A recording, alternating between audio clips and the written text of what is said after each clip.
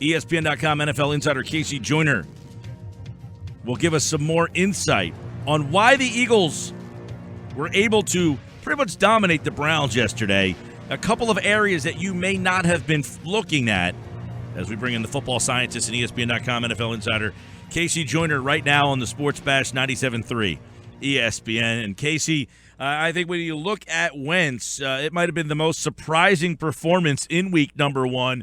Some people, didn't think that he should have been handed this starting position after only playing a handful of snaps in preseason, missing all the practice time. What was he able to do yesterday to really thrust himself on the NFL map?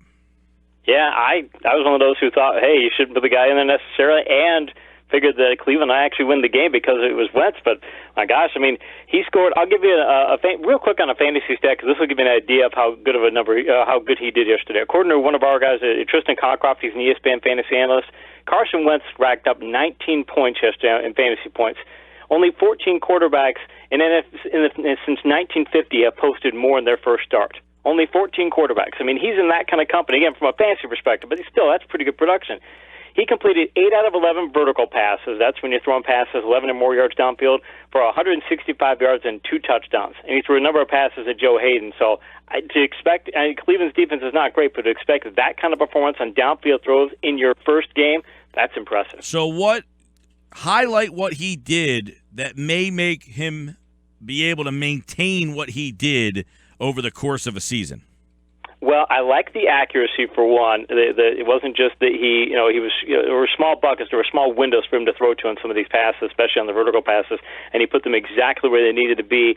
Also, he didn't make a bad decision yesterday. A bad decision in my parlance is when a quarterback makes a mental error that leads to a turnover opportunity for the opposing team. You didn't read your defense properly, you decided to force a pass into double coverage. It can be a number of things, but rookies normally have big problems with that. He didn't have one, and Cleveland, by the way, last year, they ranked tied for first in the league in bad decision rate, forced bad decision rate, their defense. So you're going up against a team that, for all of its weaknesses personnel-wise, they still knew how to force quarterbacks to make mistakes, and he didn't make one mistake. So if he can do those things, his accuracy and his bad decision, if he can keep those both in check, this could be a bright season. And it's not because he played it safe, right? He did take some chances. He went after Hayden. It wasn't like they just went the opposite side of the field.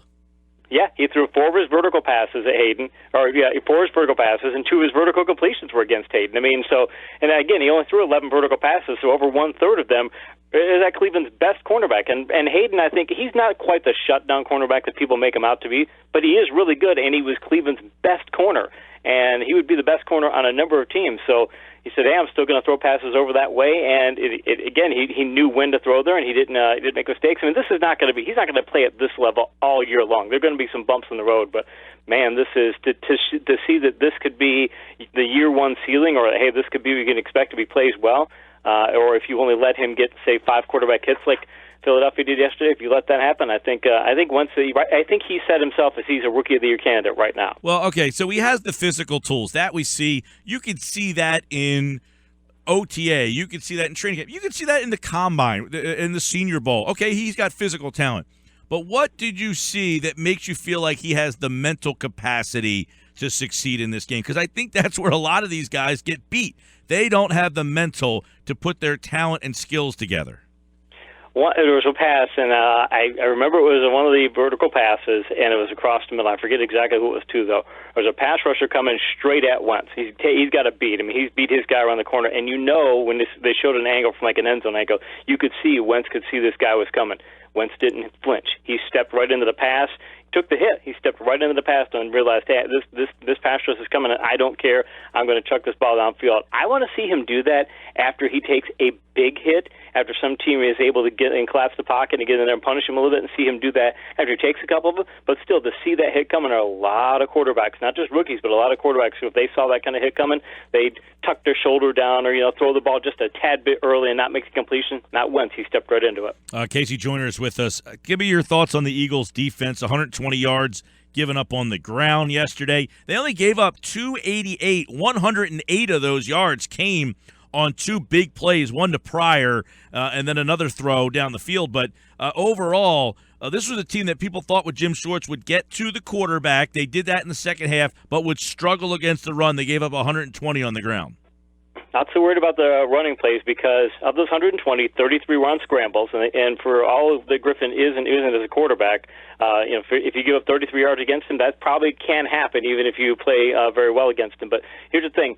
Prior to the last drive of the game, when Philadelphia's up by a big score and they're playing the prevent defense, and Cleveland decided to run a couple of draw plays that gained, I think, like 35, 40 yards. Besides those plays, Cleveland only had good run blocking, which is, in my parlance, when an offense doesn't allow a defense to disrupt a rush attempt. They only had good blocking on 4 plays the whole game, good run blocking. So Philadelphia was dominating at the point of attack most of the time. And even when they were getting good blocking, they weren't getting big gainers, again, until the end of the game when they were, had those gimme plays. So I'm looking at that going, hey, Philadelphia is, this, again, not the greatest rushing offense in the league, but if you can take that offense and dominate them for 3.5 quarters and only give up a couple of gimme plays at the end of the game on the run, that's a good sign as well.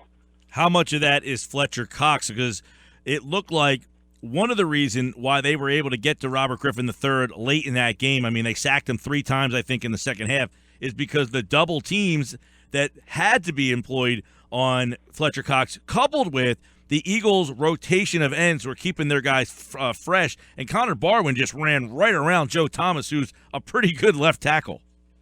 Yeah, think about it. Cox has got to be, if you're Cleveland coming into the game, you're thinking, we have to stop Cox. We must shut him down. Okay, well, he only got 4 tackles, 1 sack, 1 tackle for loss, and 2 quarterback hits. I mean, you're concentrating your entire game plan up front on stopping this guy. And, yeah, he gets 2 of the 5 quarterback hits. He gets, 1 of the 3 sacks, and he gets, one of the 5 tackles for loss. I mean, they could not stop him consistently. And the thing is, when they had to spend so much time blocking him, and you have to think so much that we've got to contain the interior, we've got to, stop him. You're not paying as much attention to stop the linebackers. You're not paying as much attention to stop the other players. And I just thought the Eagles' front 7 in general were very aggressive at stopping the run. And that's one of the big things is you don't want to be sitting back waiting for the run to come to you. You want to go up there and defeat those point of attack blocks, even when you're not in game situations or personnel situations where you look like you should be able to win. And they were doing that. I loved how the effort they were making to fight through those blocks because Cleveland just wasn't getting a thing done. So a big performance by Philly. They'll play the Bears on Monday night, another team that's not very good in the secondary. So Wentz, maybe you build off of that first one, and then when the schedule was kind of in the Eagles' favor to make this move to Wentz. They didn't have teams that were known for their defense, and getting off on a good start like that could propel the confidence and make you, a better player. I mean, sometimes timing is everything in this world, and playing Cleveland and then Chicago in your second game, these are confidence builders for both the offense and defensive side of the ball. They are, and Chicago, they're not great at throwing vertical passes, and they aren't. Last year, Jeremy Langford had the lowest good blocking yards per attempt. That's how productive you are when you get good blocking of any qualifying running back. Running backs have more than 100 carries. So, I mean, he's like one of the worst running backs even when you give him good blocking. So, I don't think he's going to get much done. I think the Eagles can hold the Bears' vertical game. In fact, one of the things that was good about the Eagles also is they had 12 vertical passes thrown against them. They had 7 what I grade as good coverages on those vertical passes. If you get more than 50% good coverage on vertical passes, you're doing a really good job. So, I mean, again, it's Cleveland, and it's not the best passing game in the world, but it bodes well for being able to do that against the Chicago offense that I don't think they've got the kind of targets. They're not that big of an upgrade over what Cleveland was, so I think Philadelphia can repeat the performance. More on this at ESPN.com, NFL Insider section. Check out Casey's article, Carson Wentz mentioned in there amongst some others around the NFL. I want to go to the other NFC East game we saw yesterday, Casey, and that was Dak Prescott and the Cowboys losing at home against the Giants. Here's my question, and I've asked this a lot throughout the day.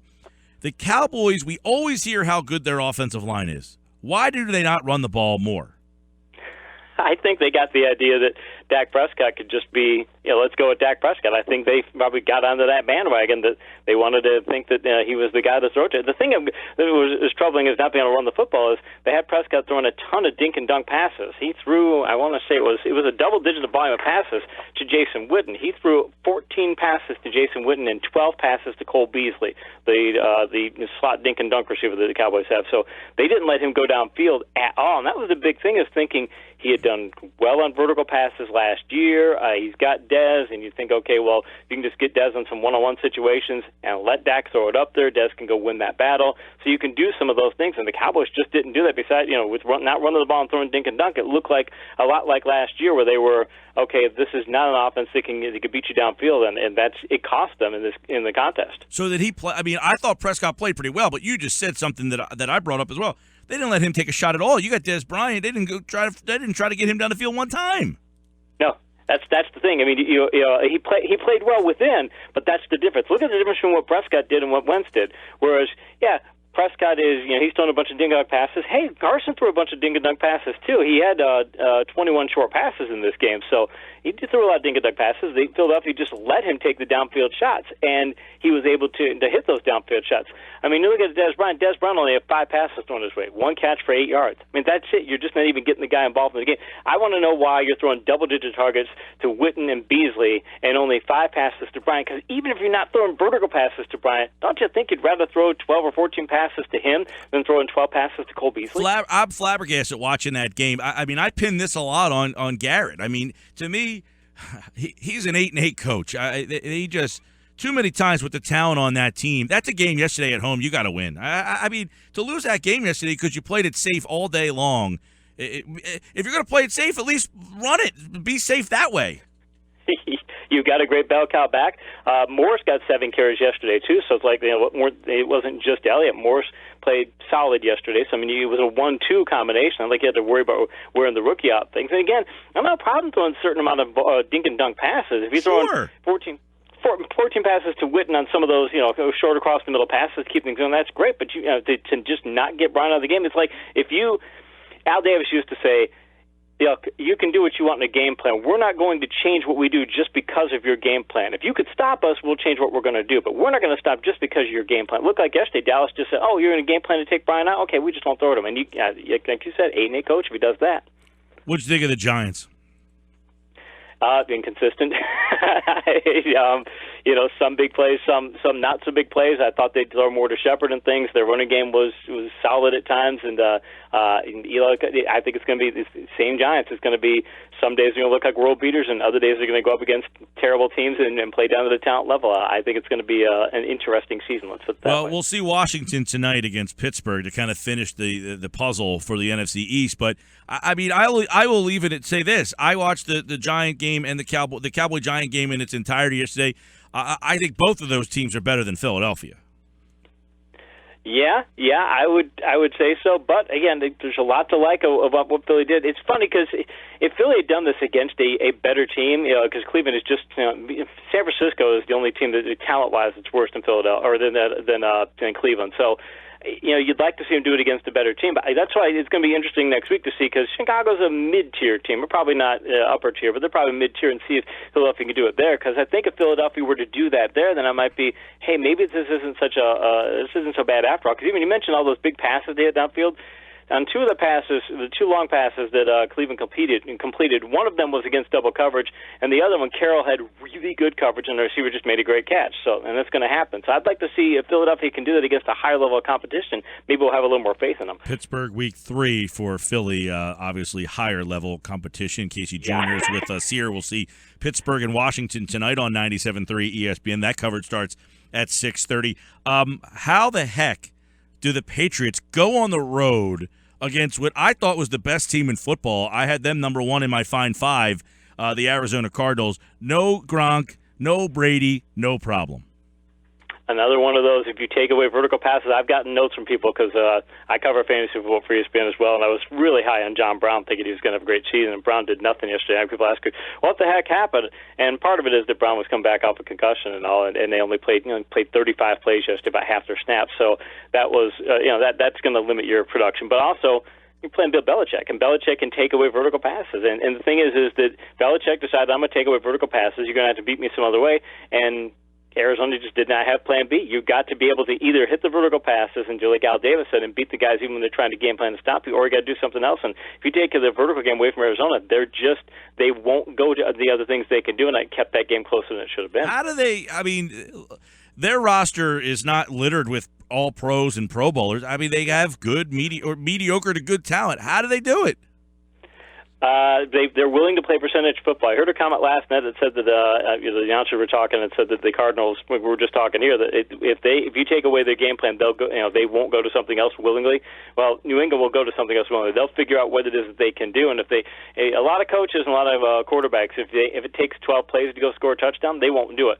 Patriots will say, we don't care. It takes 12 plays to score a touchdown, we'll do it. They'll take all the dink and duck stuff you'll give them and go all the way downfield. And when you do them, when you have that kind of offense, you can bring in a new quarterback and say, just take the safe stuff, and as long as you coach him up right and get the other, and get the players around him to do what they're supposed to do and give him those safe passes, well, then you can stay in the game. And by the way, their defense is really good. New England's defense is exceptional. It's a top 10 group, and it has the talent to be a top 5 group, so that's a big part of it too. Casey Joyner has more on the NFL. NFL, of course, wraps up tonight with the Monday Nighters. You can hear them both right here on 97.3 ESPN at Casey Joyner TFS on Twitter, and of course ESPN.com NFL Insider. Check out his recap of this week number 1, which includes some stuff on Carson Wentz. He had a great article last week with Bradford, and we'll see. I think you think Bradford plays this week. They got Sunday night against the Packers. They won this week. Hill was okay.